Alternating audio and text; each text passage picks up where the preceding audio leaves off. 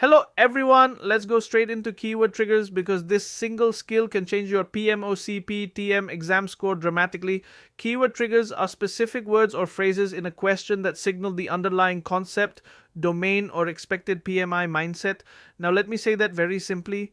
Keyword triggers are clues. They quietly tell you what PMI really wants you to think about. You've probably seen long questions where everything looks important, but only 2 or 3 words actually matter. That's not an accident. PMI designs questions to reward candidates who can spot meaning, not those who read mechanically. So now that we understand what keyword triggers are, you might be wondering why PMI relies on them so heavily. Well, that brings us right into our next step, which is PMI's exam design logic. Stay with me here because this explains a lot of confusion. PMI exams are not knowledge dump exams, they are decision exams. In simple English, PMI wants to know how you think when pressure is high. A dummy example, a question talks about conflict, urgency, and executive pressure.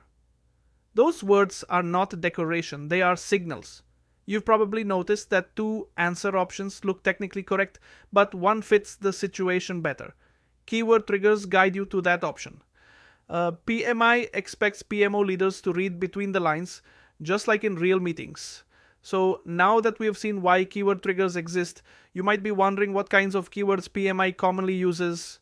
Well, that brings us right into our next step, which is recognizing situation-based triggers. Let's break this down together in a very practical way.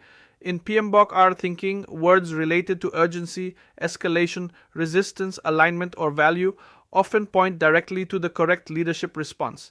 In everyday language, these words answer the question, what kind of problem is this? A very simple dummy example. If a question mentions resistance from teams, PMI is hinting at change management and people focus, not process enforcement. You've probably seen candidates choose technically strong answers that completely ignore the human signal in the question. PMI rarely rewards that. So now that we understand situational keyword triggers, you might be wondering how keywords help eliminate wrong options. Well, that brings us right into our next step, which is answer filtering. This is where keyword triggers really save time. In PMBOK R, logic incorrect answers often violate the context implied by the keywords. In simple terms, keywords help you throw away bad answers fast. A dummy example, the question says long-term value, but an answer focuses only on short-term cost savings. That answer may sound smart, but it ignores the trigger. You've probably seen options that jump straight to tools, reports, or controls when the question is clearly about leadership or influence. PMI uses keywords to test whether you respond appropriately to the situation, not just the topic. So now that we've mastered using keywords to eliminate wrong answers, you might be wondering how to avoid overthinking them. Well, that brings us right into our next step, which is balance and restraint. Let's slow this down because this is where many candidates trip. Keyword triggers are guides, not traps. In everyday English, don't hunt for secret codes, look for meaning. A dummy example, if everything in the question points to stakeholder trust, don't suddenly switch to metrics just because numbers appear.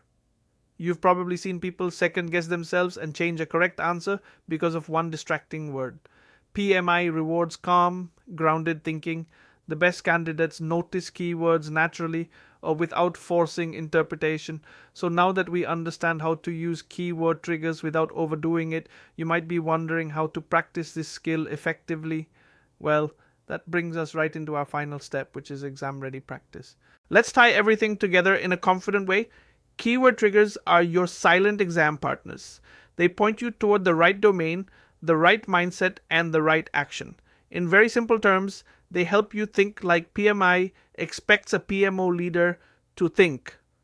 You've probably already experienced moments where one word suddenly made the whole question clear. That's exactly what PMI designs for. As you practice, train yourself to pause and ask, what is this question really about? So now that you've mastered how to recognize and use keyword triggers effectively, you're in a strong position to move into full mock exams with clarity and confidence. And that's exactly where your final preparation really comes together.